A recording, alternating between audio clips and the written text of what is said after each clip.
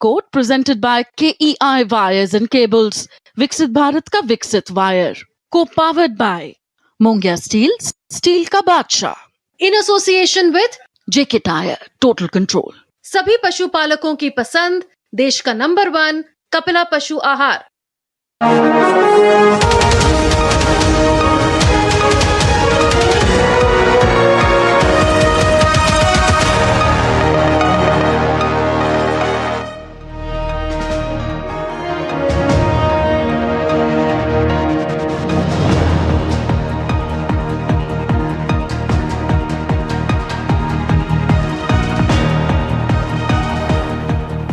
नमस्कार, मैं हूं सुधीर चौधरी और डिकोड में आपका स्वागत है। तो आइए आज की खबरों को आपके लिए डिकोड करते हैं। सबसे पहले आपको आज की सबसे बड़ी अंतर्राष्ट्रीय खबर दिखाएंगे, जो प्रधानमंत्री मोदी और राष्ट्रपति पुतिन की दिल्ली में हुई बैठक के बारे में है। इन दोनों नेताओं के बीच आज यूक्रेन युद्ध से लेकर हथियार, कच्चा तेल और आपसी सहयोग पर कुल मिलाकर 19 समझौते हुए हैं। आज प्रधानमंत्री मोदी ने भारत और रशिया की दोस्ती को ध्रुव तारे की तरह बताया है और वापस जाने से पहले अपने दोस्त राष्ट्रपति पुतिन को कई तरह के शानदार तोहफे भी दिए हैं। आज हम आपको सारे तोहफे दिखाएंगे, जिनमें से एक रशियन भाषा में अनुवाद की गई भगवत गीता भी है। और आज पूरी दुनिया की नजरें नई दिल्ली पर लगी हुई थी। इन दोनों नेताओं ने अमेरिका जैसे पश्चिमी देशों को आज ये बता दिया कि तमाम सैंक्शंस के बावजूद भारत और रशिया लगातार एक साथ मिलकर आगे बढ़ते रहेंगे। न इनकी दोस्ती में कोई कमी आएगी और न ही इनके व्यापार में। और आखिर में आपको भारत की सबसे बड़ी खबर दिखाएंगे, और वो है इंडिगो का पूरी तरह से चरमरा जाना। आज इंडिगो एयरलाइंस के इस क्राइसिस के चौथे दिन इंडिगो की 1000 से ज्यादा फ्लाइट्स कैंसिल हुई हैं और पिछले 4 दिनों में 11 लाख से ज्यादा यात्री इससे प्रभावित हो चुके हैं। लेकिन जो विषय आज हम उठाना चाहते हैं वो ये है कि अब समय आ गया है जब भारत में इस तरह की स्थिति होने पर प्राइवेट एयरलाइंस के खिलाफ सख्त से सख्त एक्शन लिया जाए। लेकिन सबसे पहले आज की सबसे बड़ी अंतर्राष्ट्रीय खबर, प्रधानमंत्री मोदी और राष्ट्रपति पुतिन के बीच दिल्ली में हुई बैठक। लेकिन भारत में सबसे बड़ी खबर, जैसा कि मैंने आपको बताया, इंडिगो का पूरी तरह से चरमरा जाना है और इस क्राइसिस की वजह से पिछले 4 दिनों में 11 लाख यात्री प्रभावित हो चुके हैं। इसके बारे में बात करना बहुत जरूरी है, लेकिन उससे पहले आपको आज हम ये दिखाना चाहते हैं कि राष्ट्रपति पुतिन और प्रधानमंत्री मोदी की बैठक में क्या हुआ। लेटेस्ट खबर यह है कि राष्ट्रपति पुतिन अब से थोड़ी देर में भारत से रवाना होने वाले हैं। और आज हम आपको यह भी दिखाएंगे कि जाने से पहले उनके दोस्त प्रधानमंत्री मोदी ने उन्हें तोहफे में क्या क्या दिया। तो सबसे पहले तोहफा देखिए। प्रधानमंत्री मोदी ने राष्ट्रपति पुतिन को असम ब्लैक टी दी है, जो अपने खास स्वाद के लिए पूरी दुनिया में मशहूर है। पश्चिम बंगाल के मुर्शिदाबाद में शानदार नक्काशी और कारीगरी से बनाया गया सिल्वर टी सेट दिया है और महाराष्ट्र में हाथ से बनाई गई चांदी के घोड़े की एक मूर्ति दी है। भारत और रशिया दोनों देशों में घोड़े को साहस और वीरता का प्रतीक माना जाता है और यह है चांदी का वो घोड़ा जो प्रधानमंत्री मोदी ने तोहफे में राष्ट्रपति पुतिन को दिया है। प्रधानमंत्री मोदी ने इसके अलावा मार्बल चेस सेट यानी संगमरमर से बना शतरंज का एक सेट भी राष्ट्रपति पुतिन को गिफ्ट में दिया है और इसे आगरा के कारीगरों ने बनाया है। और कश्मीरी सैफरन यानी उन्होंने केसर भी गिफ्ट में दिया है। केसर की खेती कश्मीर की घाटियों में होती है और ये अपने गहरे रंग और शानदार सुगंध के लिए पूरी दुनिया में मशहूर है। और अब इन दोनों नेताओं की जो दोस्ती है वो केसर की सुगंध की तरह महकती रहेगी। और इसके बाद रशियन भाषा में अनुवाद की गई एक भगवत गीता भी उन्हें गिफ्ट की गई है। कुल मिलाकर राष्ट्रपति पुतिन को प्रधानमंत्री मोदी की तरफ से 6 शानदार गिफ्ट दिए गए हैं और ये गिफ्ट ऐसे हैं जो बहुत ही सोच समझकर उन्हें दिए गए हैं। तस्वीरें मैं आपको एक बार फिर से दिखाता हूं। देखिए, चाहे ये केसर हो, जिससे शायद ये कहने की कोशिश की गई है कि दोस्ती महकती रहे हमेशा, चाहे शतरंज दिया गया हो, ये चाय, असम की चाय उन्हें दी गई है, वीरता का प्रतीक घोड़ा दिया गया है और इन सब चीजों का राष्ट्रपति पुतिन के जीवन में कोई ना कोई मायने जरूर है। शतरंज शायद यह दिखाता है कि इस समय शायद भारत उन्हें कहने की कोशिश कर रहा है कि वो अच्छी रणनीति बनाए, क्योंकि रशिया युद्ध लड़ रहा है यूक्रेन के साथ। रशिया इस समय कई प्रकार के युद्ध लड़ रहा है। भगवत गीता से भी अगर पढ़ेंगे राष्ट्रपति पुतिन तो उन्हें बहुत सारी चीजें समझने को मिलेंगी। और अब से थोड़ी देर पहले भारत की राष्ट्रपति द्रौपदी मुर्मू ने रशिया के राष्ट्रपति व्लादिमीर पुतिन के सम्मान में एक स्टेट डिनर होस्ट किया, जिसमें प्रधानमंत्री मोदी, भारत के उपराष्ट्रपति, कई कैबिनेट मंत्री और नेता शामिल हुए। यह राष्ट्रपति पुतिन के 2 दिन के भारत दौरे का आखिरी कार्यक्रम था और इसके बाद राष्ट्रपति पुतिन मॉस्को रवाना हो जाएंगे। और इस समय आप देखिए, आप इस समय उसी स्टेट डिनर की तस्वीरें देख रहे हैं जो राष्ट्रपति भवन में भारत के राष्ट्रपति की तरफ से रशिया के राष्ट्रपति के लिए होस्ट किया गया है।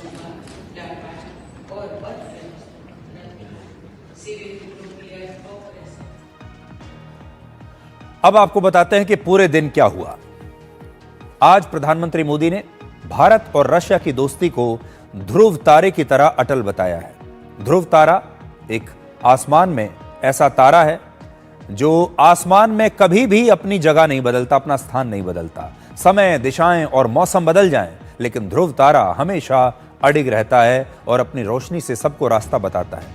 ठीक उसी तरह भारत और रशिया की दोस्ती भी है, जो किसी भी चुनौती से प्रभावित नहीं होती। दुनिया कितनी भी बदल जाए, चुनौतियां कितनी भी बड़ी से बड़ी सामने आ जाएं, लेकिन यह रिश्ता मजबूती से अपनी जगह खड़ा था, खड़ा है और आगे भी ऐसे ही रहेगा। आज 23वें भारत रशिया वार्षिक शिखर सम्मेलन के दौरान प्रधानमंत्री मोदी और राष्ट्रपति पुतिन की मुलाकात हुई और आपको इस बातचीत की 5 बड़ी बातें हम बताते हैं कि इस बातचीत में आज क्या क्या हुआ। पहला, भारत और रशिया ने वर्ष 2030 तक अपने आपसी व्यापार को 8.8 लाख करोड़ रुपए तक पहुंचाने का लक्ष्य रखा है। यह एक बहुत बड़ा लक्ष्य है। इसके अलावा दूसरी बात यह कि दोनों देश वीजा फ्री एंट्री पर काम कर रहे हैं, जिसमें भारत और रशिया के लोगों को एक दूसरे के देश में जाने के लिए अब वीजा की आवश्यकता नहीं पड़ेगी। तो देखिए, वो समय दूर नहीं है जब आपको अगर रशिया जाना है या काम के सिलसिले में या रशिया छुट्टियां बिताने के लिए वेकेशन पर, तो आपको वीजा की जरूरत ही नहीं पड़ेगी और रशिया के लोगों को भी भारत आने के लिए वीजा की आवश्यकता नहीं पड़ेगी। दोनों देश फ्री ट्रेड एग्रीमेंट पर भी तेजी से काम कर रहे हैं। इसमें इंपोर्ट और एक्सपोर्ट पर टैक्स कम लगेगा और दोनों ही देशों में एक दूसरे का सामान सस्ते दाम पर बिकेगा। और इससे एक फायदा और भी होगा।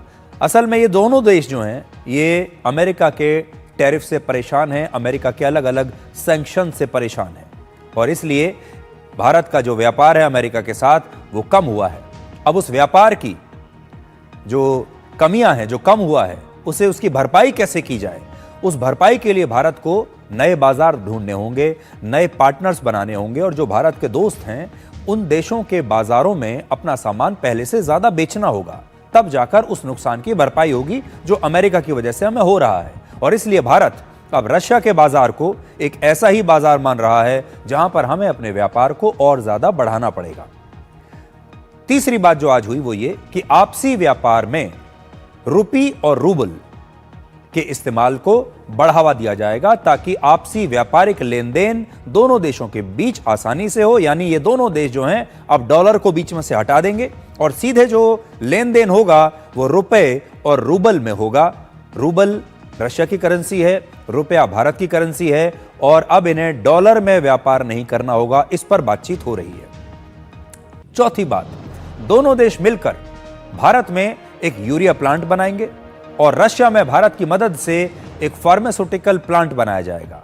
तो एक प्लांट भारत में बनेगा यूरिया का, वो रशिया की मदद से बनेगा, और एक प्लांट दवाइयों का, फार्मास्यूटिकल प्लांट लगेगा रशिया में, वो भारत लगाएगा। और पांचवी बात, मेक इन इंडिया योजना के तहत दोनों देश मिलकर भारत में अब समुद्री जहाज बनाएंगे और भारत और रशिया के बीच नए समुद्री अंतर्राष्ट्रीय रास्ते तैयार किए जा रहे हैं, जिससे व्यापार और तेज रफ्तार से होगा और सस्ता भी होगा। तो देखिए, एक बहुत बड़ी बात है कि भारत अब अपने देश में रशिया की मदद से समुद्री जहाज भी बनाना शुरू करेगा। आज प्रधानमंत्री मोदी और राष्ट्रपति पुतिन के साथ भारत और रशिया के डेलीगेशंस के बीच दिल्ली के हैदराबाद हाउस में करीब 2 घंटे तक ये बातचीत हुई, जिनमें ये सारे फैसले लिए गए, समझौते हुए। तो आज अब आपको उस बैठक की तस्वीरें दिखाते हैं और इसके बाद हम आपके लिए बहुत ही आसान भाषा में इस मुलाकात को और इस मुलाकात के असर को डिकोड करेंगे।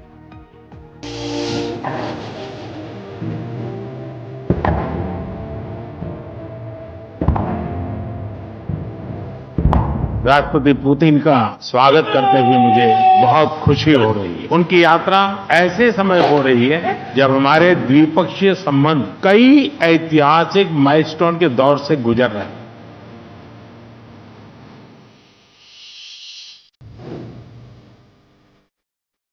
पिछले 8 दशकों में विश्व में अनेक उतार चढ़ाव आए, मानवता को अनेक चुनौतियों और संकटों से गुजरना पड़ा और इन सब के बीच भी भारत रूस मित्रता एक ध्रुव तारे की तरह बनी रही। मुझे पूरा विश्वास है कि आने वाले समय में हमारी मित्रता हमें ग्लोबल चैलेंजेस का सामना करने की शक्ति देगी और यही भरोसा हमारे साझा भविष्य को और समृद्ध करेगा।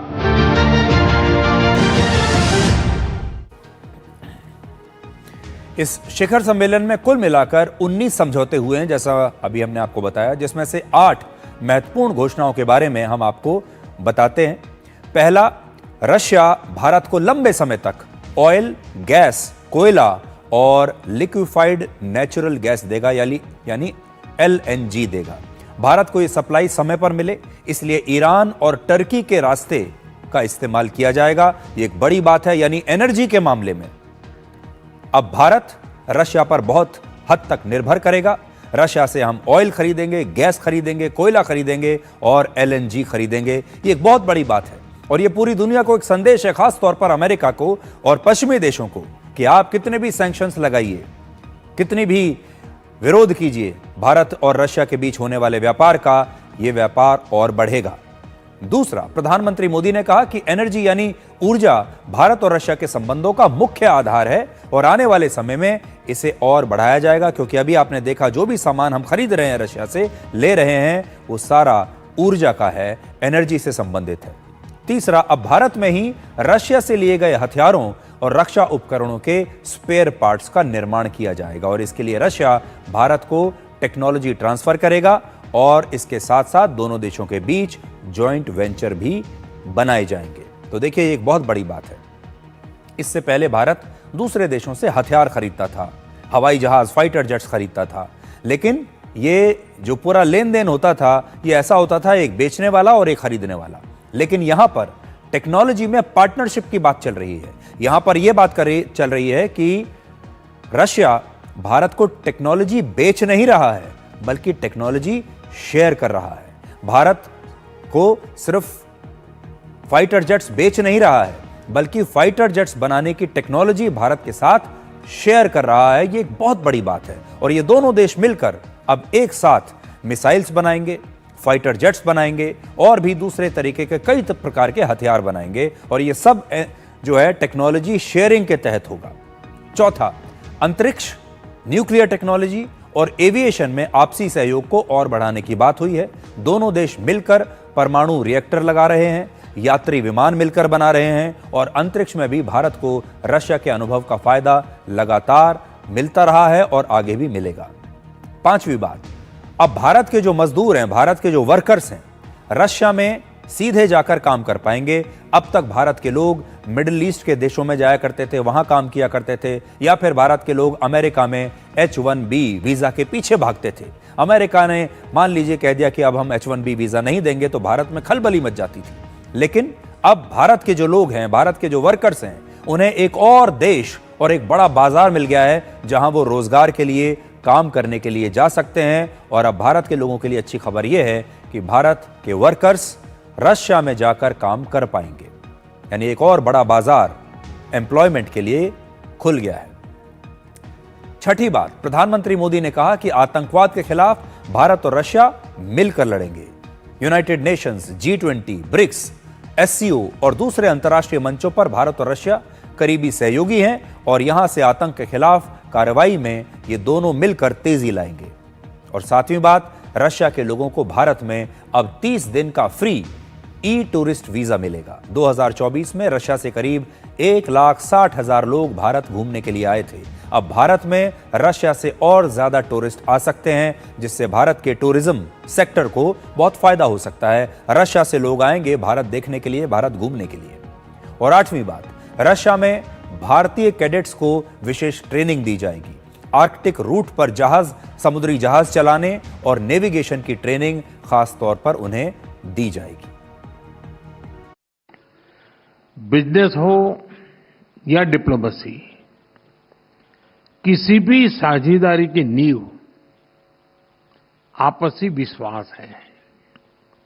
भारत रूस संबंधों की सबसे बड़ी शक्ति यही विश्वास है।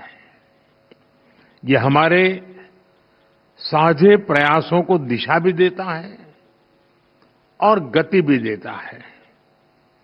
यही वह लॉन्च पैड है जो हमें नए सपनों, नई आकांक्षाओं की उड़ान भरने के लिए प्रेरित करता है। यूक्रेन युद्ध पर प्रधानमंत्री मोदी ने आज राष्ट्रपति पुतिन से अपने मन की बात कही। प्रधानमंत्री मोदी ने कहा कि दुनिया का कल्याण शांति के मार्ग पर ही है और हम सबको मिलकर शांति के रास्ते तलाशने चाहिए। प्रधानमंत्री मोदी और राष्ट्रपति पुतिन के बीच का आपसी भरोसा अब आप देखिए कि सैकड़ों कैमरों के सामने उन्होंने यूक्रेन युद्ध को खत्म करने की बात की और यह भी बताया कि भारत न्यूट्रल यानी तटस्थ नहीं है, बल्कि शांति के पक्ष में है। तो आज बहुत सारे लोग सोचते हैं कि जब रशिया के राष्ट्रपति से कोई मिलेगा तो यूक्रेन युद्ध के बारे में बात करने से शायद वो असहज हो जाएंगे, लेकिन भारत के प्रधानमंत्री मोदी ने हमेशा जब भी वो मिलते हैं अपने पुराने दोस्त से, दोनों के बीच संबंध इतने अच्छे हैं कि प्रधानमंत्री मोदी हमेशा यूक्रेन युद्ध के बारे में बात करते हैं। आपको याद होगा पहले वो ये कह चुके हैं कि ये युद्ध का युग नहीं है, ये उन्होंने राष्ट्रपति पुतिन के सामने बैठकर कहा और आज भी उन्होंने यूक्रेन युद्ध का जिक्र किया है। एक्सेलेंसी, यूक्रेन के संकट के बाद हमारी लगातार चर्चा होती रही है। आपने भी समय समय पर एक सच्चे मित्र के रूप में हमें सभी चीजों से अवगत कराया है। मैं समझता हूं कि विश्वास बहुत बड़ी ताकत है और आपको मैंने अनेक बार इस विषय की चर्चा भी की है और विश्व समक्ष भी मैंने रखा है कि विश्व का कल्याण शांति के मार्ग पर ही है। हम सबको मिलकर के शांति के रास्ते तलाशने चाहिए और पिछले दिनों जो प्रयास चल रहे हैं, मुझे पूरा विश्वास है कि विश्व फिर से एक बार शांति की दिशा में लौटेगा। एक्सेलेंसी, पिछले दिनों विश्व समुदाय के सभी नेताओं से जब भी मेरी बात हुई और उन्होंने जब विस्तार से मेरे चर्चा की, मैंने हमेशा कहा है कि भारत न्यूट्रल नहीं है, भारत का पक्ष है और वो पक्ष शांति का है। हम शांति के हर प्रयासों का समर्थन करते हैं और हम शांति के हर प्रयासों के साथ कंधे से कंधा मिलाकर के खड़े हैं। इसके बाद राष्ट्रपति पुतिन ने प्रधानमंत्री मोदी को धन्यवाद कहा। राष्ट्रपति पुतिन ने कहा कि प्रधानमंत्री मोदी ने इस युद्ध को बंद करने में एक व्यक्तिगत दिलचस्पी दिखाई है। I could share a great deal of details about the events taking place in Ukraine. We are dating together with some partners, including the United States, on a possible peaceful settlement. Thank you for the attention aimed at finding a solution to this situation. Our relations are deeply rooted into history, but it is not the words that matter, it is the substance of the matter which is very profound. We really appreciate that and the fact that you, ex-Prime Minister, pay special personal attention to that. अब देखिए, दोनों बड़े नेताओं की यह मुलाकात ऐसे समय पर हो रही है जब अमेरिका ने भारत पर 50% टैरिफ लगाए हैं और रशिया पर भी बहुत सारे कड़े अंतर्राष्ट्रीय प्रतिबंध लगाए हुए हैं। और ये दोनों ही नेताओं ने आज दुनिया को, खास तौर पर पश्चिमी देशों को, यह बताने की कोशिश की है कि वो इन तमाम सैंक्शंस के बाद भी अपनी दोस्ती ऐसे ही जारी रखेंगे और इन प्रतिबंधों का मिलकर मुकाबला करेंगे। इसका मतलब है कि पश्चिमी देश एक तरफ हैं और प्रधानमंत्री मोदी और राष्ट्रपति पुतिन की जो दोस्ती है ये एक तरफ है, और यही वजह है कि प्रधानमंत्री मोदी ने भारत और रशिया की इस दोस्ती को ध्रुव तारे की तरह अटल बताया है। पिछले 8 दशकों में विश्व में अनेक उतार चढ़ाव आए हैं। मानवता को अनेक चुनौतियों और संकटों से गुजरना पड़ा है, और इन सब के बीच भी भारत रूस मित्रता एक ध्रुव तारे की तरह बनी रही है। परस्पर सम्मान और गहरे विश्वास पर टिके ये संबंध समय की हर कसौटी पर हमेशा खरे उतरे हैं। आज हमने इस नींव को और मजबूत करने के लिए सहयोग के सभी पहलुओं पर चर्चा की। आर्थिक सहयोग को नई ऊंचाइयों पर ले जाना हमारी साझी प्राथमिकता है। इसे साकार करने के लिए आज हमने 2030 तक के लिए एक इकोनॉमिक कोऑपरेशन प्रोग्राम पर सहमति बनाई है।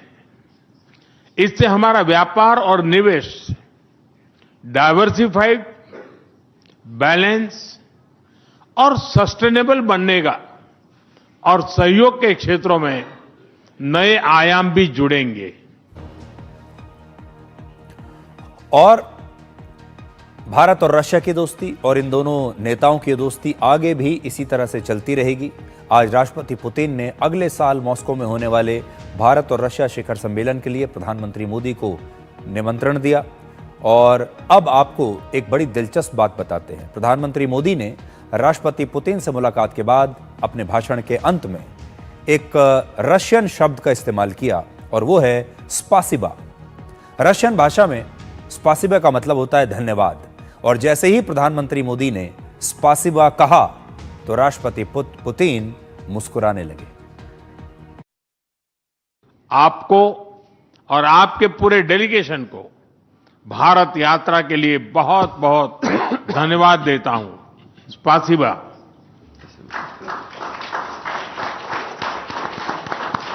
Thank you sir. और प्रधानमंत्री मोदी ने ऐसा करके रशियन भाषा और वहां की संस्कृति के प्रति अपना सम्मान दिखाया, जिसे कूटनीति में आपसी भरोसे और आदर का संकेत माना जाता है।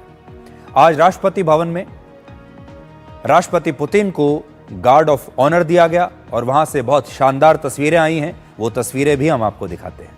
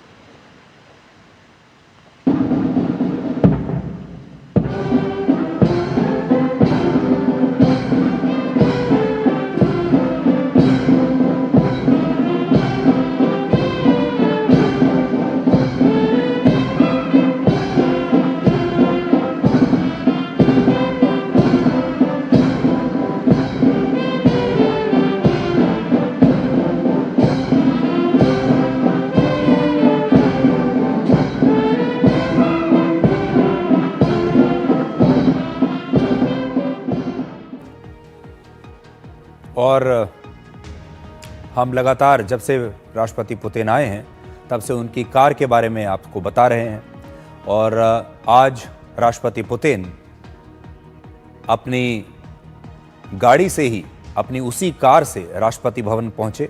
ये राष्ट्रपति पुतिन की वही गाड़ी है जिसका नाम है ऑरस सेनाट जो आप देख रहे हैं। और पुतिन जब भी किसी देश की यात्रा पर जाते हैं तो वहां अपनी इसी कार को लेकर जाते हैं और वो अपनी इसी कार में सफर करते हैं। और कहा जाता है कि ये सिर्फ एक कार नहीं है, ये एक चलता फिरता किला है। दुनिया की सबसे शक्तिशाली कारों में इसे गिना जाता है, दुनिया की सबसे सुरक्षित कारों में इसे गिना जाता है। और आप जब भी राष्ट्रपति पुतिन को देखेंगे तो इसी गाड़ी में आप उन्हें देखेंगे। यही वो उनकी गाड़ी है जिसके बारे में पूरी दुनिया में चर्चा होती है। ये एक लिमोजिन कार है और कहा जाता है कि ये दिखती कार की तरह है, लेकिन असल में ये एक टैंक है। 7 टन के आसपास इस गाड़ी का वजन है। तो आप ये समझ लीजिए कि एक टैंक की तरह बनाई गई है और दिखती जरूर एक लिमोजिन कार की तरह है। अब आपको वो तस्वीरें दिखाते हैं जहां रशिया के राष्ट्रपति व्लादिमीर पुतिन ने लोगों का दिल जीत लिया। राष्ट्रपति पुतिन की छवि एक ताकतवर नेता और एक सख्त प्रशासक की है, लेकिन आज दिल्ली में उन्होंने ये दिखा दिया कि वो एक नरम दिल इंसान भी हैं और उनकी ये अदा लोगों को बहुत पसंद आ रही है। आज जब राष्ट्रपति भवन में राष्ट्रपति पुतिन अपनी गाड़ी से उतरे तो सामने खड़े भारत की राष्ट्रपति द्रौपदी मुर्मू के एडीसी ने उन्हें सैल्यूट किया और राष्ट्रपति पुतिन ने तुरंत अपना हाथ आगे बढ़ाकर उनके साथ हैंडशेक कर लिया। आमतौर पर ज्यादातर राष्ट्राध्यक्ष इस तरह के सैल्यूट को या तो नजरअंदाज कर देते हैं या फिर सिर्फ आंखों से अभिवादन करते हैं, लेकिन राष्ट्रपति पुतिन खुद आगे बढ़े और उन्होंने इस सैनिक से बड़े सम्मान के साथ हाथ मिलाया। तस्वीर देखिए।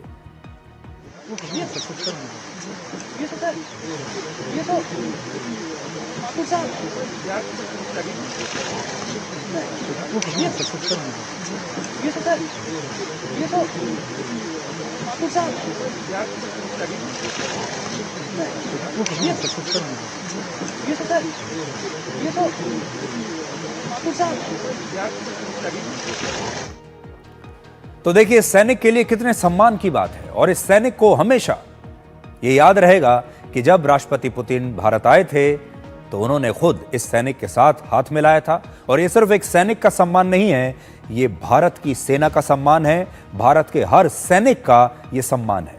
इस तस्वीर से 2 बातें पता चलती हैं। पहला, राष्ट्रपति पुतिन के दिल में राष्ट्रवाद और सैनिकों के लिए विशेष सम्मान है, और दूसरा, वो बाहर से बहुत सख्त हैं लेकिन अंदर से उतने ही नर्म भी हैं और वो एक नेक दिल इंसान है। आज मुझे उनकी एक पुरानी तस्वीर याद आ रही है जो उनकी इसी छवि को दर्शाती है। बात है वर्ष 2017 की, जब तुर्कमेनिस्तान के राष्ट्रपति पुतिन से मिलने के लिए आए थे तो गिफ्ट के तौर पर एक कुत्ते को लेकर आए और उन्होंने उस छोटे से कुत्ते को उसकी गर्दन की खाल पकड़कर ऐसे लटकाया हुआ था। इसके बाद राष्ट्रपति पुतिन ने उस कुत्ते को अपनी गोदी में ले लिया और उसे बहुत प्यार से सहलाया। ये तस्वीर देखिए आपके सामने है, पूरी को दोबारा से दिखाते हैं, देखिए।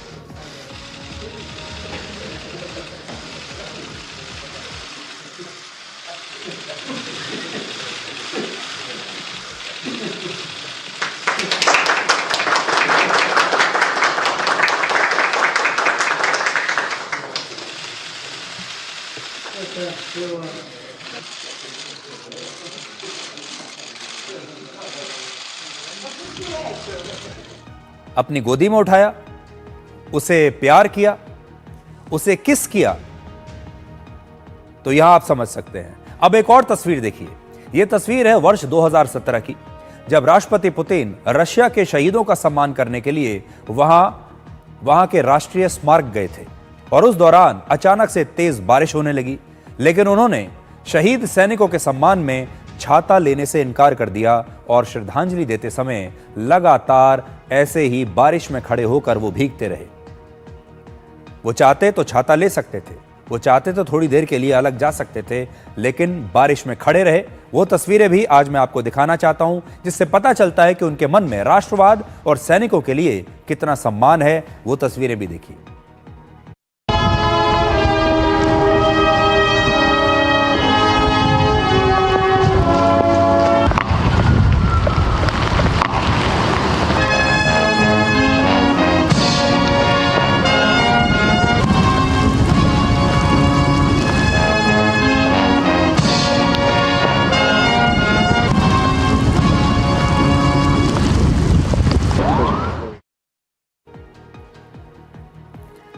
अब देखिए, राष्ट्रपति पुतिन और प्रधानमंत्री मोदी की जो दोस्ती है वो बहुत पुरानी है, 25 साल पुरानी दोस्ती है। दोनों के बीच में बहुत सारी चीजें ऐसी हैं जो समान है। उम्र लगभग समान है। राष्ट्रपति पुतिन 73 साल के हैं, प्रधानमंत्री मोदी 75 साल के हैं। दोनों के बीच ही पश्चिमी देशों की तरफ से बहुत सारे नैरेटिव्स गढ़े गए, दोनों पर ही आरोप लगाए जाते हैं, दोनों को ही अस्थिर किए जाने की बहुत कोशिशें हुई, बहुत षड्यंत्र रचे गए। दोनों ही अपने देश में सबसे शक्तिशाली नेता हैं, दोनों ही अपने देश में बहुत लोकप्रिय हैं और दोनों ही किसी भी कीमत पर अपने राष्ट्रहित से समझौता कभी नहीं करते। और इसीलिए पश्चिमी ताकतें जो हैं वो दोनों पर आरोप लगाती हैं कि लोकतंत्र रशिया में खत्म हो रहा है, भारत में भी खत्म हो रहा है, वहां भी संविधान खतरे में है, भारत में भी संविधान खतरे में है। आपने ये सब देखा होगा, ये सारी चीजें सुनी होंगी। रशिया की इकोनॉमी के बारे में भी पश्चिमी देश कहते थे कि जब हम सैंक्शंस लगा देंगे तो रशिया की इकोनॉमी खत्म हो जाएगी।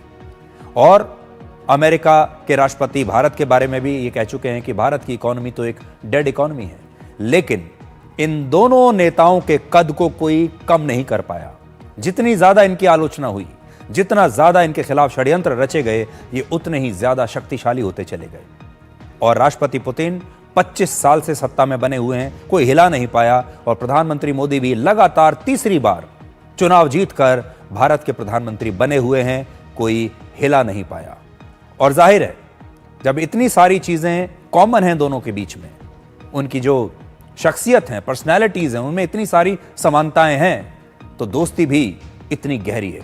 और आज इसीलिए प्रधानमंत्री मोदी ने कहा कि राष्ट्रपति पुतिन के साथ उनके पिछले 25 वर्षों से शानदार संबंध रहे। अर्जुन जी, आपकी यात्रा बहुत ही ऐतिहासिक है। 2001 में जब आपने कार्यभार संभाला और भारत की आपकी यात्रा पहली हुई, उसको आज 25 साल हो गए। और उस पहली यात्रा में ही स्ट्रेटेजिक पार्टनरशिप की एक मजबूत नींव रखी गई थी। मेरे लिए पर्सनली भी खुशी की बात है कि आपके साथ मेरे परिचय को और संबंधों को, उसको भी 25 साल हो गए। तो दो देशों के बीच इतनी पुरानी दोस्ती, लेकिन दो नेताओं के बीच 25 साल की जो दोस्ती है, ये भी एक बहुत बड़ी बात है। और आज राष्ट्रपति पुतिन ने राजघाट पर जाकर राष्ट्रपिता महात्मा गांधी की समाधि पर उन्हें श्रद्धांजलि दी। इसके बाद राष्ट्रपति पुतिन ने विजिटर्स बुक में लिखा कि महात्मा गांधी ने बहुत पहले ही एक मल्टीनेशनल वर्ल्ड ऑर्डर यानी बहुध्रुवीय दुनिया की कल्पना की थी। और उन्होंने ये भी बताया था कि महात्मा गांधी के विचार आज भी प्रासंगिक हैं, ऐसा उन्होंने लिखा है। ये उनका नोट है जो उन्होंने पर्सनली हाथ से लिखा है, वो भी हम आपको पूरी आपकी स्क्रीन पर दिखाते हैं, आप देख सकते हैं।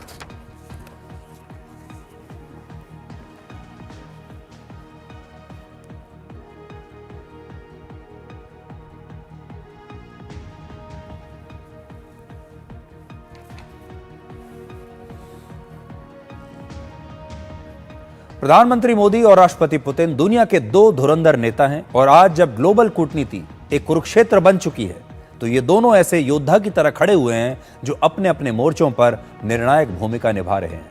प्रधानमंत्री मोदी ने आज राष्ट्रपति पुतिन को रशियन भाषा में अनुवाद की गई एक भगवत गीता की कॉपी गिफ्ट की है।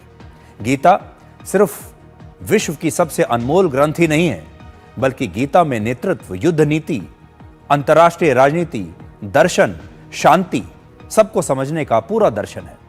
भगवत गीता द्वापर युग में जितनी उपयोगी थी, आज के युग में भी उतनी ही उपयोगी है। और आज भी दुनिया में वैसे ही युद्ध चल रहा है, चुनौतियां वैसी ही हैं। और आज रशिया और यूक्रेन युद्ध के मैदान में है। और रशिया का एक युद्ध पश्चिमी देशों और नेटो से भी चल रहा है। आज हमें कूटनीति भी चाहिए, रणभूमि में विजय भी चाहिए, कर्तव्य बोध का ज्ञान भी होना चाहिए, और हमें शांति भी चाहिए। और इन सभी का हल और मार्गदर्शन सिर्फ एक ग्रंथ से मिल सकता है, और वो है भगवत गीता। अंतर्राष्ट्रीय कुरुक्षेत्र में मोदी और पुतिन आज ऐसे ही किसी योद्धा की तरह खड़े हैं, और पूरी दुनिया को आप एक महाभारत का मैदान मान सकते हैं। आज दुनिया दो हिस्सों में बटी हुई है। एक तरफ पश्चिमी गठबंधन, जिसमें अमेरिका, यूरोपीय यूनियन और नेटो हैं, और दूसरी तरफ रशिया, चीन और ग्लोबल साउथ है। आज दुनिया में 20वीं सदी का शीत युद्ध नहीं, बल्कि 21वीं सदी का एक आर्थिक युद्ध चल रहा है। युद्ध के तरीके बदल चुके हैं, अब नैरेटिव का युद्ध चलता है। और इसीलिए प्रधानमंत्री मोदी ने, देखिए ये भी मैं आपको बड़ी स्क्रीन पर दिखाता हूं, प्रधानमंत्री मोदी ने कैसे आज भगवत गीता की एक कॉपी अपने दोस्त राष्ट्रपति पुतिन को भेंट की है।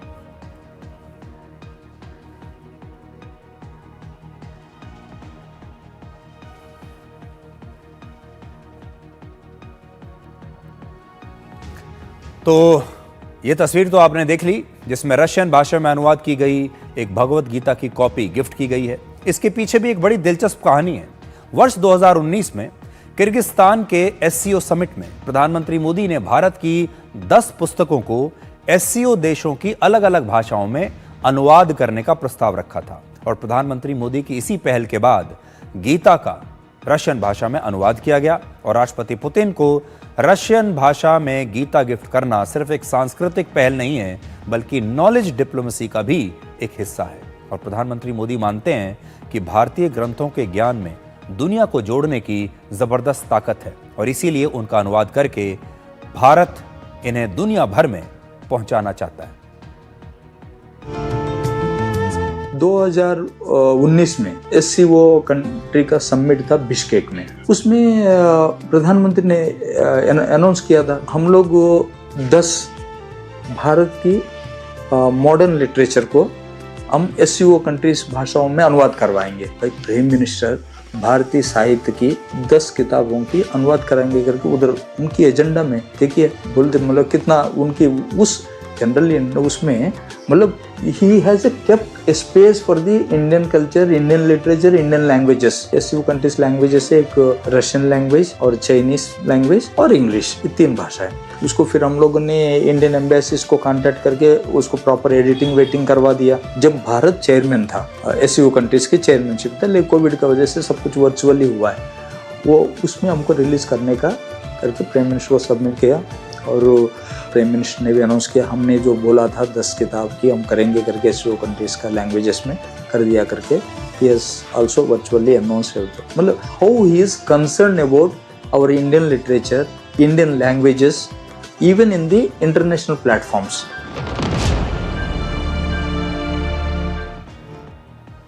किसी भी देश के जो संस्कार होते हैं, उस देश की जो संस्कृति होती है, उस देश का साहित्य होता है, माइथोलॉजी होती है, वो उसकी सॉफ्ट पावर होती है। भारत की सबसे बड़ी जो सॉफ्ट पावर है, हमारी जो सबसे बड़ी बौद्धिक शक्ति है, वो क्या है? वो है हमारी इतनी पुरानी संस्कृति।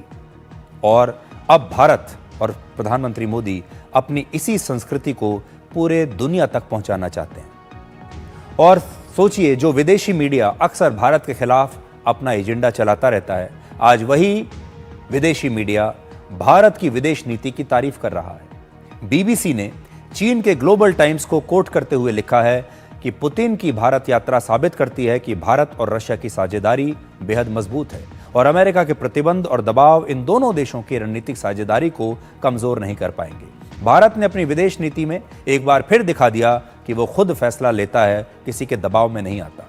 एक और अखबार द गार्डियन लिखता है कि यह दौरा सिर्फ दोस्ती का नहीं, बल्कि ग्लोबल पॉलिटिक्स में बराबरी की दिशा में एक बड़ा कदम है। एक बात साफ है कि भारत और रशिया अब खुलकर कह रहे हैं कि वो पश्चिमी देशों के दबाव में नहीं आएंगे। यूक्रेन के एक अखबार द कीव इंडिपेंडेंट ने लिखा कि पुतिन का भारत दौरा रशिया के लिए बेहद महत्वपूर्ण था, क्योंकि पश्चिमी प्रतिबंधों के बीच भारत रशिया का सबसे भरोसेमंद आर्थिक पार्टनर बन गया है। और पश्चिमी देशों को डर है, उनको डर इस बात का नहीं है कि भारत और रशिया साथ साथ खड़े हैं, बल्कि डर इस बात का है कि भारत अब अपने दम पर आगे बढ़ रहा है। ये दुनिया के जो बड़े बड़े अखबार हैं वो ये बात आज लिख रहे हैं। तो अभी तक हमने आपको आज की सबसे बड़ी अंतर्राष्ट्रीय खबर दिखाई, और आप सब जानते हैं कि पूरी दुनिया की नजरें इस बैठक पर लगी हुई थी, खासतौर पर पश्चिमी देशों की नजरें। और अमेरिका के राष्ट्रपति डोनाल्ड ट्रंप तो बहुत ही दिलचस्पी के साथ इस बैठक को देख रहे होंगे। इस बैठक का क्या नतीजा निकला, कौन कौन से समझौते दोनों देशों के बीच में हुए हैं, वो बहुत ध्यान से आज कागज और पेन लेकर नोट करते जा रहे होंगे। लेकिन आज ही के दिन कुछ ऐसा भी हो रहा है जिसकी हमारे पूरे देश में चर्चा हो रही है, और ये खबर जो है ये आज भारत की सबसे बड़ी खबर है, क्योंकि ये भारत के आम लोगों से जुड़ी हुई है और आज भारत के आम लोग बहुत परेशान हैं। कैसे परेशान हैं? इसलिए शुरुआत कुछ तस्वीरों से ही करते हैं। आपने ऐसी तस्वीरें शायद किसी रेलवे स्टेशन या किसी बस अड्डे पर भी नहीं देखी होंगी, लेकिन देश के ज्यादातर एयरपोर्ट्स पर आज इसी तरह की तस्वीर दिखाई दे रही हैं। जरा देखिए।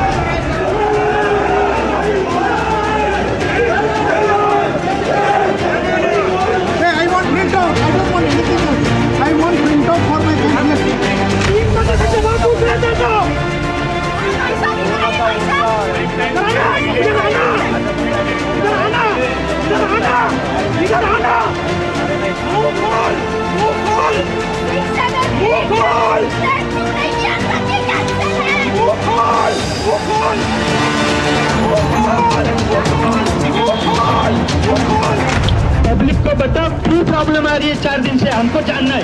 कारण बताओ, प्लीज बताओ। रियल रीजन चाहिए, रियल रीजन बताओ। सर इस पे बताओ। जितने दिन सही चलने वाली फ्लाइट इंडिया का सबसे 1 नंबर एयरलाइंस 4 दिन से क्या प्रॉब्लम आ रहा है?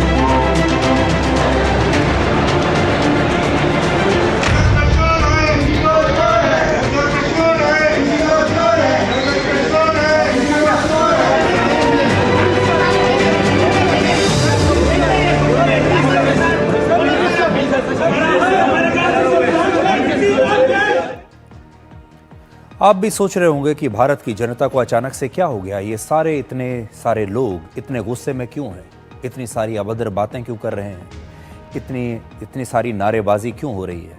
तो सोचिए, अगर कोई व्यक्ति सुबह 3 बजे उठकर कोई फ्लाइट लेने के लिए गया है अपने परिवार के साथ और उसे 10-12 घंटे हो चुके हैं एयरपोर्ट पर और कोई जवाब नहीं मिल पा रहा है, फ्लाइट कैंसिल हो गई है, तो वो क्या करेगा? इसी तरह का गुस्सा फूटेगा, क्योंकि आज देश की सबसे बड़ी खबर इंडिगो एयरलाइंस का यही संकट है, क्योंकि देश की एविएशन इंडस्ट्री इस समय लहूलुहान हो रही है। इंडिगो के लाखों हवाई यात्री एयरपोर्ट्स पर फंसे हुए हैं और वहां पर अराजकता का माहौल है। इंडिगो के यात्री लगातार हवाई अड्डों पर हंगामा कर रहे हैं, अपना गुस्सा जता रहे हैं, लेकिन उन्हें सुनने वाला कोई नहीं, उन्हें बताने वाला कोई नहीं कि उन्हें अगली फ्लाइट कब मिलेगी। इसलिए आज हमारा ये कर्तव्य है कि हम इस क्राइसिस को पूरे देश के सामने लाएं और ये सवाल करें कि ये सब कब तक चलता रहेगा। और हमारा आज एक सवाल है कि क्या अब भारत के एविएशन सेक्टर को ठीक करने के लिए तुरंत एक बड़ी सर्जरी की आवश्यकता है।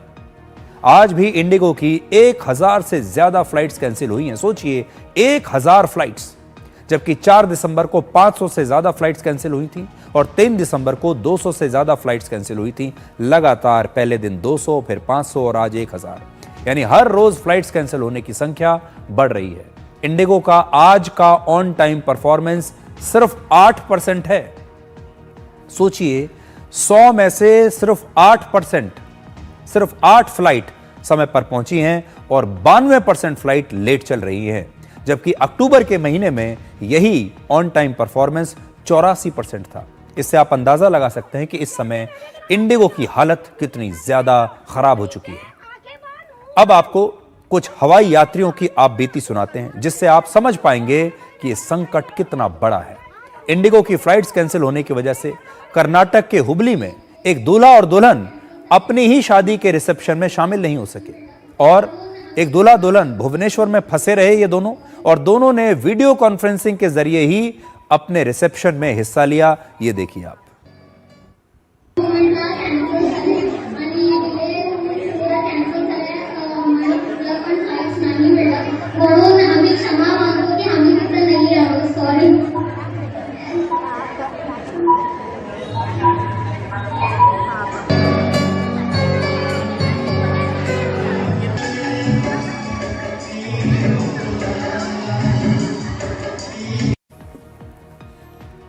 अब एक और तस्वीर देखिए, ये बेंगलुरु एयरपोर्ट की तस्वीर है। चारों तरफ लोगों का सामान बिखरा पड़ा है और ठीक ऐसे ही हालात देश के न जाने कितने और एयरपोर्ट्स पर दिखाई दे रहे हैं। यहां भी आप जरा देखिए, ये जो तस्वीर है जरा इसे ध्यान से देखिए। मैं हट जाता हूं और आप तस्वीरों को देखिए।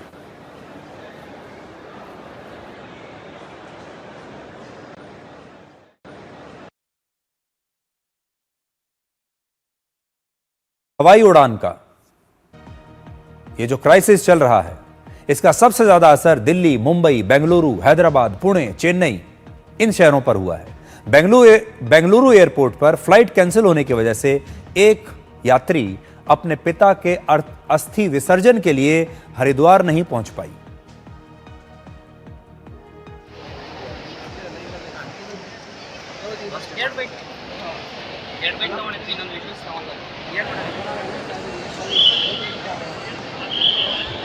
सर एक्चुअली मेरे डैड की अस्थियां है मेरे साथ और मुझे यहाँ बेंगलोर से सबसे पहले दिल्ली जाना है। दिल्ली से फ्लाइट लेना है देहरादून से हम लोग हरिद्वार जाएंगे, विसर्जन करना है कल।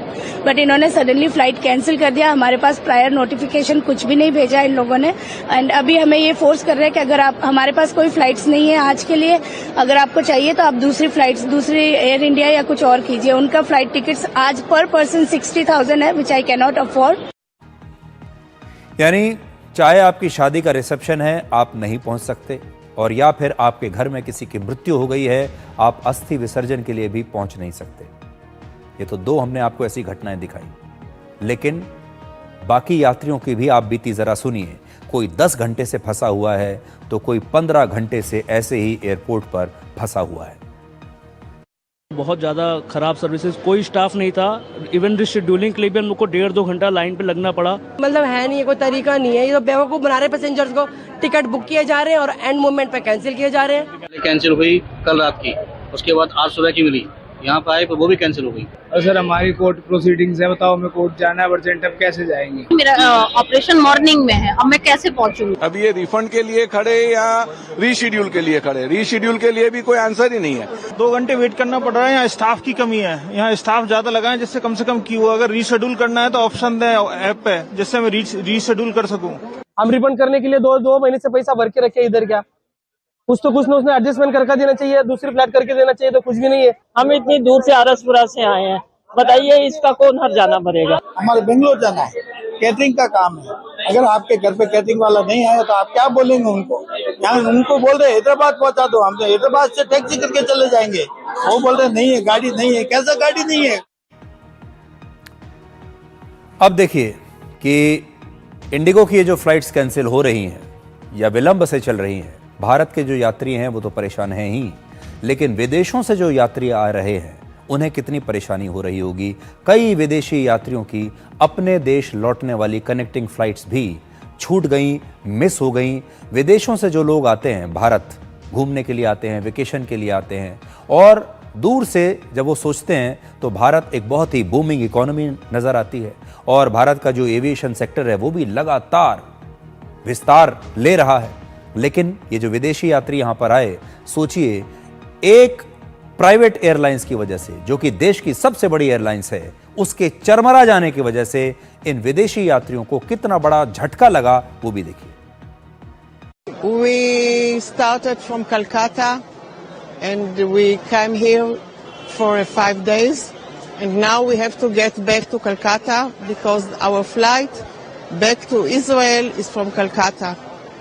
And I don't know why they cancel it because we get a few minutes ago the border card and she said in the entrance that it cancelled. Aviation sector में आज हम सर्जरी की बात इसलिए कर रहे हैं क्योंकि जैसे ही इंडिगो का यह संकट शुरू हुआ, दूसरी एयरलाइंस ने टिकटों के दाम कई गुना बढ़ा दिए। अब कुछ आंकड़े जरा देखिए। 6 दिसंबर को दिल्ली से पटना की जो फ्लाइट है उसमें एक तरफ का किराया 34,000 रुपए है, एक तरफ का 34,000। इसी तरह से दिल्ली से बेंगलुरु का औसत किराया 67,000 रुपए है। दिल्ली से मुंबई का किराया 36,000 रुपए है और दिल्ली से कोलकाता का किराया करीब 39,000 रुपए है। सामान्य दिनों में इन सभी रूट्स पर यही किराया 5 से 7 हजार रुपए के बीच में होता है। आज हालात ये हैं कि दिल्ली से दुनिया के कई शहरों का किराया दिल्ली और बेंगलुरु से कम है। जैसे 6 दिसंबर को अगर आप दिल्ली से लंदन जाएं तो एक तरफ का हवाई टिकट जो है वो 26,000 रुपए का है। यानी 6 दिसंबर को जितना पैसा देकर आप दिल्ली से पटना, कोलकाता या बेंगलुरु जाएंगे, उससे कम पैसे में आप लंदन जा सकते हैं, उतने पैसे में आप दुबई जा सकते हैं। ये इस समय स्थिति है और यहां आप देख सकते हैं। और ये सारा जो मैं आपको दिखा रहा हूं, ये एक तरफ का किराया है। ये जो दिल्ली पटना है, आप सोचिए आना जाना एक तरफ का अगर 34,000 है तो आना जाना इससे डबल लगा लीजिए। दिल्ली बेंगलुरु 67,000 रुपए की टिकट इस समय चल रही है। दिल्ली मुंबई 36,000 रुपए की टिकट चल रही है।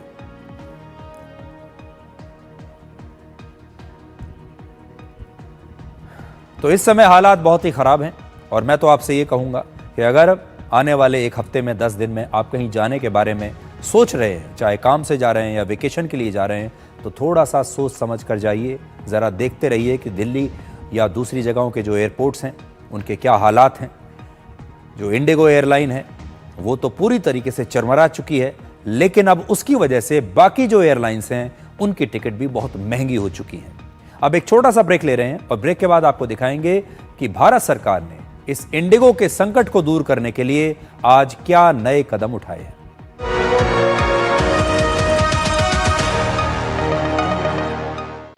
कौन है जो जोड़े देश को? विकसित भारत का विकसित वायर। हिंदुस्तान मिले हिंदुस्तान से, जय हो देश हो विदेश हो, जेके हो। देश का tyre, JK tyre. This is no ordinary sky. This is where legends are born. Space transition. In the vast expanse above, the Indian Air Force reigns. Unseen, unstoppable, unmatched. The Indian Air Force to be a cut above. Khadi सिर्फ एक वस्त्र नहीं बल्कि भारत की आत्मनिर्भरता और सांस्कृतिक विरासत का प्रतीक है और आज वैश्विक फैशन और सस्टेनेबल लाइफस्टाइल की नई परिभाषा बन चुकी है। वर्ष 2024-25 में वर्ष 2013-14 के मुकाबले 1,16,000 करोड़ रुपए के खादी ग्रामोद्योग प्रोडक्ट्स का उत्पादन, जो लगभग 350% की वृद्धि है। 1,70,000 करोड़ रुपए के खादी ग्रामोद्योग प्रोडक्ट्स की रिकॉर्ड बिक्री अर्थात 450% वृद्धि दर्ज हुई और साथ ही पिछले 11 वर्षों में लगभग 2 करोड़ लोगों को केवीआईसी ने रोजगार दिया। तो आइए भारत की आत्मनिर्भरता को बढ़ावा दें और खरीदें खादी और ग्रामोद्योग उत्पाद। विजिट करें नजदीकी खादी स्टोर। कौन है जो जोड़े देश को? विकसित भारत का विकसित वायर।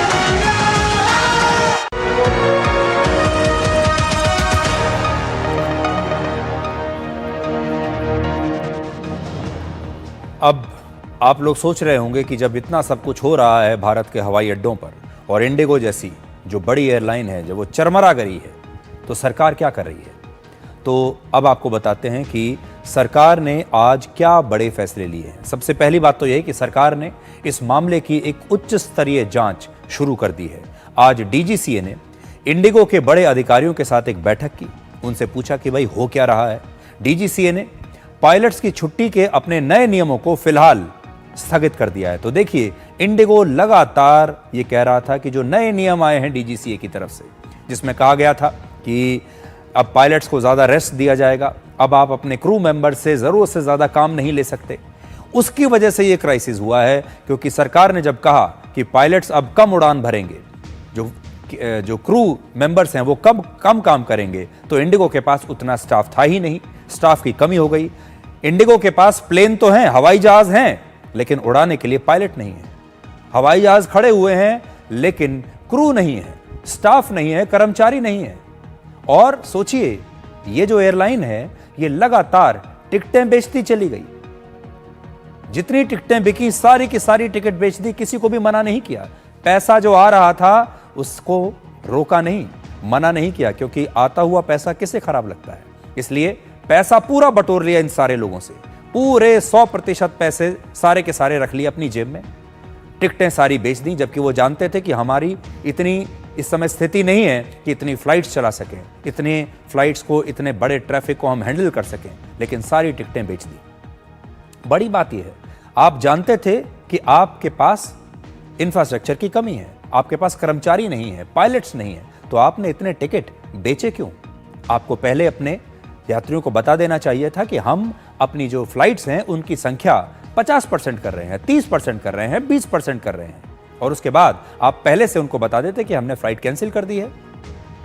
अब सरकार ने लोगों की मदद के लिए एक हेल्पलाइन नंबर जारी किया है। ये नंबर आप चाहें तो आप नोट कर सकते हैं। ये सारे नंबर इस समय आपकी स्क्रीन पर हैं। आप एक स्क्रीनशॉट इनका ले लीजिए जल्दी से। हम थोड़ी देर के लिए इसको स्क्रीन पर रखते हैं।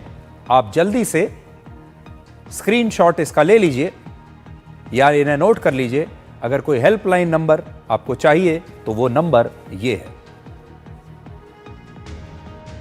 The Ministry of Civil Aviation has been actively on the ground engaging with all the necessary stakeholders for two things. One, for passenger care, comfort and convenience. We want to reduce all the inconvenience that the passengers are facing at the airports. And two, we want to ensure safe operations in the country also.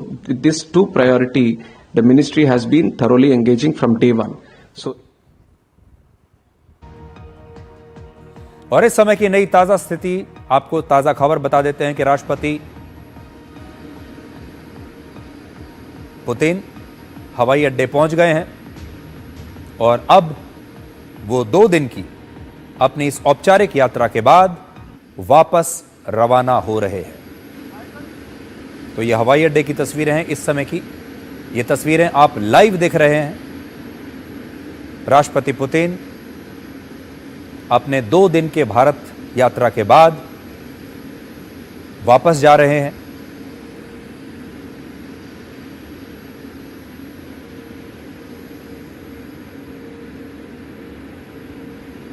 थोड़ी देर पहले राष्ट्रपति भवन में उनके लिए एक state banquet का आयोजन किया गया था, एक स्टेट डिनर का आयोजन किया गया था, और इस डिनर के बाद राष्ट्रपति पुतिन सीधे हवाई अड्डे गए और वहां पर उनका ये प्लेन उनका इंतजार कर रहा है। और देखिए, ये राष्ट्रपति पुतिन वापस अपने प्लेन में गए, प्रवेश कर गए, और अब थोड़ी देर के बाद उनका ये स्पेशल प्लेन नई दिल्ली से वापस रवाना हो गया। और आपको राष्ट्रपति द्रौपदी मुर्मू ने जो उनके लिए स्टेट डिनर दिया था, अब उसकी तस्वीरें भी हम आपको दिखाते हैं। वो तस्वीरें भी हमारे पास आ गई हैं, जरा देखिए।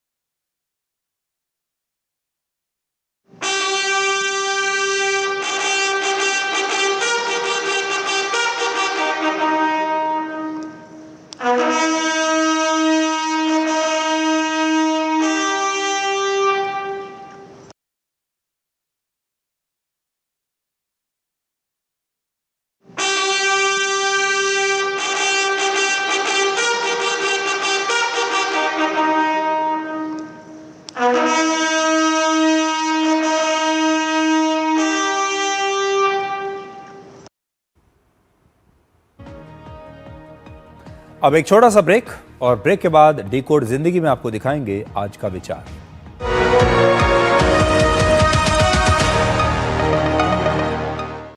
कौन है जो जोड़े देश को। विकसित भारत का, विकसित भारत का। गोल्डी मसाले के 100 ग्राम के स्पेशल पैक्स में फ्रेशनेस लॉक है। ऐसे गोल्डी मसाले जहां जाएं रिश्ते बनाएं। बच्चों को सर्टिफिकेट मिले तो कितना अच्छा लगता है ना। और अगर आपके आटे को भी मिले तो गेहूं की क्वालिटी, आटे की शुद्धता, रोटी की सॉफ्टनेस के लिए सर्टिफिकेट अगर होता तो है ना। आशीर्वाद आटा का क्वालिटी सर्टिफिकेट। पैक स्कैन करो, खुद चेक करो। आशीर्वाद आटा, क्वालिटी का वादा, लिख के ले लो।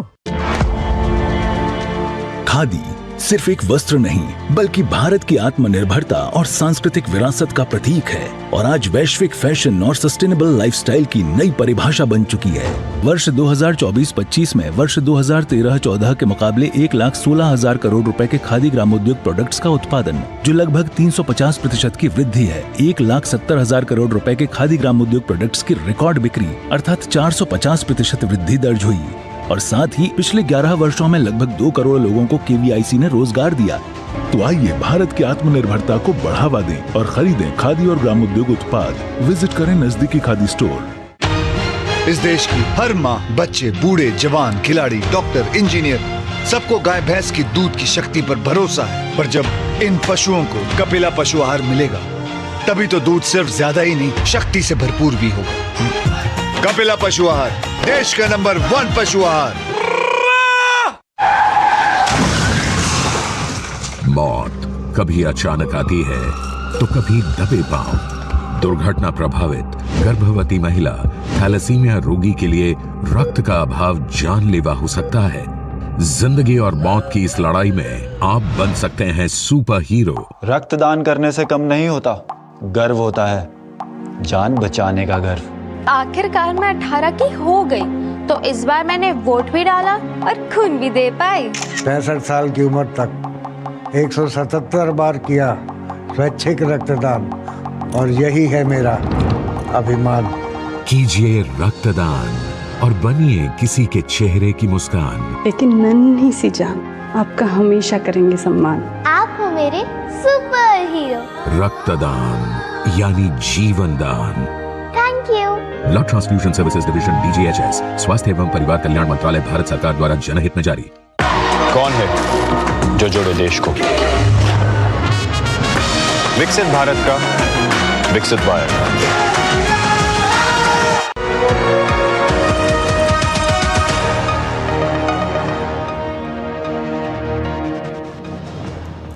तो आज के लिए डिकोड में इतना ही। अब आपसे हमारी अगली मुलाकात होगी कल रात 9 बजे। तब तक आप खुश रहिए, सुरक्षित रहिए, स्वस्थ रहिए।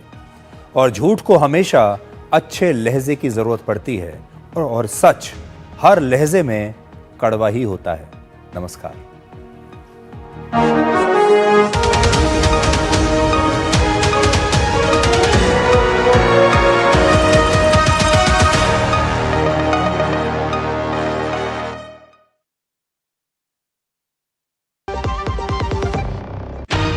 इस देश की हर माँ, बच्चे, बूढ़े, जवान, खिलाड़ी, डॉक्टर, इंजीनियर, सबको गाय भैंस की दूध की शक्ति पर भरोसा है। पर जब इन पशुओं को कपिला पशु आहार मिलेगा तभी तो दूध सिर्फ ज्यादा ही नहीं, शक्ति से भरपूर भी होगा। कपिला पशु आहार, देश का नंबर 1 पशु आहार। मेरी पसंद, मेरी पसंद, मेरी पसंद, मेरी पसंद, हमारी पसंद, हम सबकी पसंद। मजबूत देश का मजबूत सरिया हो गया स्टील। व्यक्तिगत जानकारी